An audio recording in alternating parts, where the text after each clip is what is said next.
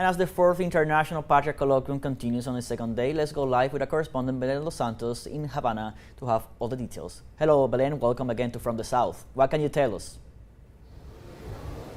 Hello, Luis. Once again here from the University of Havana. And exactly, as you were saying, we continue at this Patria Colloquium 4th edition. We continue bringing you everything that is happening here.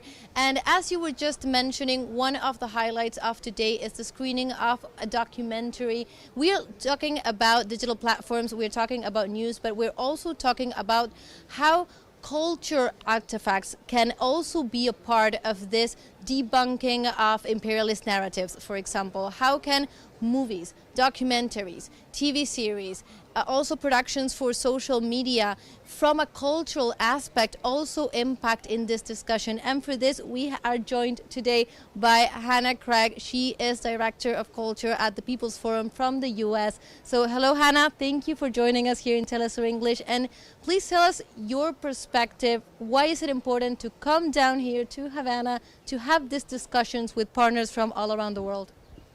Well, thank you so much. Thank you for having me. You know, this Patria Colloquia is an incredible example of the way that people from all over the world, but particularly from the Americas, can come together to really discuss and debate the next steps that we have to take as people, because it is all of our movements, all of our people who are coming together to be able to fight against the structures of injustice that are unfortunately all around us, but that we know will be successful when we come together and able to really communicate and connect in order to make the next kind of intervention that we have to make in the world. And just like you said, we really know that culture is an important part of the way we do that. The imperialists, the ruling class, they're always using culture to try to change ideas about the way the world should be, or to try to uphold their own hegemony, to try to uphold their own culture and their own rules and laws and things. But we have to be producing our own people's culture in order to really transform the world and to be able to bring more and more people along for that journey, and in order to show the rights that we have for each other, the responsibility that we have to each other to transform the world. And what a better place to do that than Havana, where we've seen the transformation of society happen over the course of years, and the resistance to the imperialist aggression constantly. The US blockade is something that of course we all have to fight against, and we can use culture to fight against that narrative as well.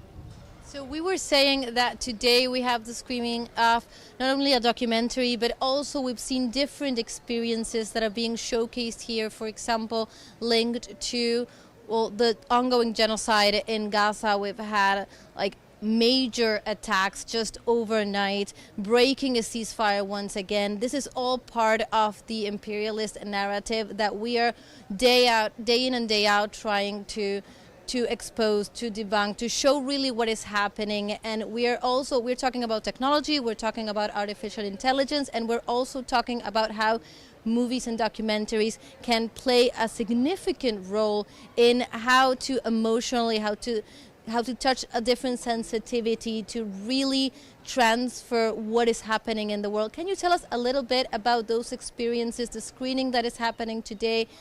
Just a few concrete experiences of how can art and culture affect this discussion? Yeah, absolutely. So tonight the screening will be of the documentary Soundtrack to a Coup d'etat, which really tells the story of a lot of historical moments, but it's not just a relic of history, it's actually a call to action. The film is specifically talking about the assassination of Lumumba and the involvement of Belgium and the U.S. governments in that assassination, but also it talks about the U.S. State Department sending jazz ambassadors, so jazz performers from the U.S. to the continent of Africa in order to perform jazz as a way to kind of impose the U.S. agenda onto the people of Africa. Of course, at the same time, we also see amazing revolutionary jazz performers who also have played an important role in building a people's culture. And so these two narratives kind of push against one another. But it's important for us to have documentaries like this that do tell the real story, the real truth, expose the truth of the past, because it helps us to understand what's happening in the present. Of course, the situation in the Congo right now is extremely dire. And just like you said, the genocide in Gaza, it's been something that we've been mobilizing for around the world for decades, to be honest. And of course, in the last year and a half, it's only intensified with the genocide being so intense and so ongoing. And to all be here today on this day where the Israelis have murdered over 400, I'm sure it's more at this point, Palestinians, it's a reminder that we have to come together, we have to act, we have to be telling and exposing the truth of what is happening.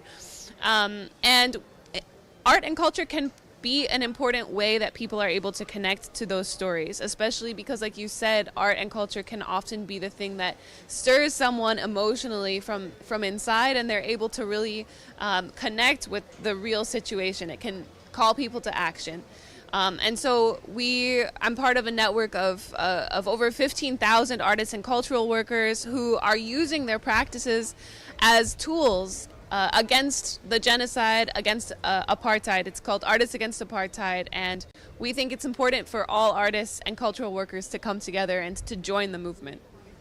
Definitely, and it's great to hear that in events such as this one, that is taking place as well. Hannah, I do not want to end our interview without asking you, the U.S. is entering a whole new stage with the second administration of Donald Trump, and that is affecting just geopolitical relations around the world, with a particularly severe, harsh view on the peoples of our Americas, for example. And as part of a news outlet that targets and also fosters solidarity with our peoples in the global south, how are you looking at what are the challenges of producing news and telling the state of the world today in this new stage of U.S. politics?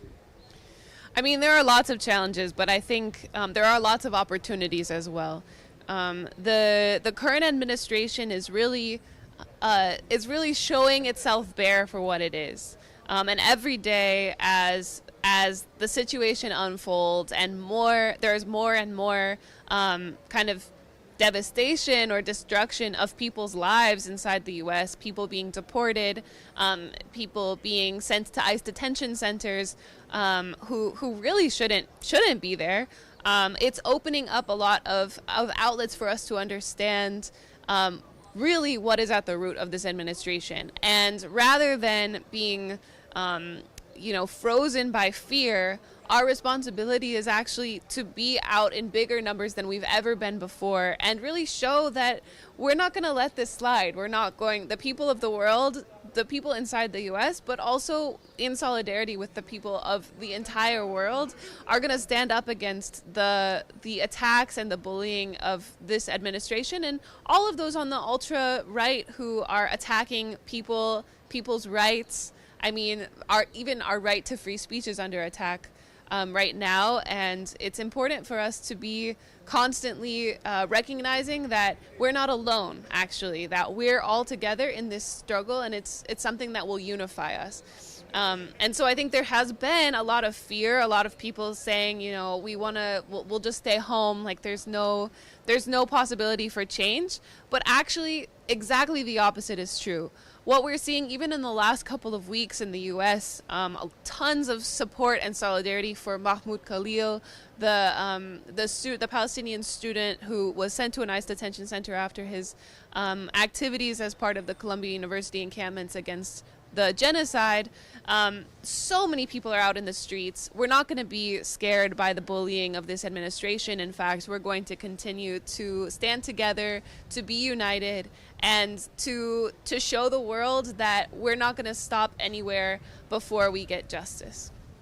Well, the idea of weaving networks is one of the slogans of this event, so definitely we are not alone. It's great to have these discussions in this context in Havana. Hannah, thank you so much for joining us in teleSUR English. It's a pleasure to have Hannah Gregg from the People's Forum in teleSUR English. So as we have been saying for the past day, Luis, this is just some of the discussions that are being held here in the University of Havana, as you see, with people from different backgrounds, different countries, different experiences, and all focused on just a way of thinking how to keep that struggle moving around the global south and around the world. So I go back to you, Luis. Now we'll continue to keep in touch throughout the day. Thank you, Belen, for the information. Of course, thank you to your guest, Hannah, for her inputs here from the South, everything that is happening and the impact that these kind of colloquiums can have in sharing news and experiences to continue moving forward.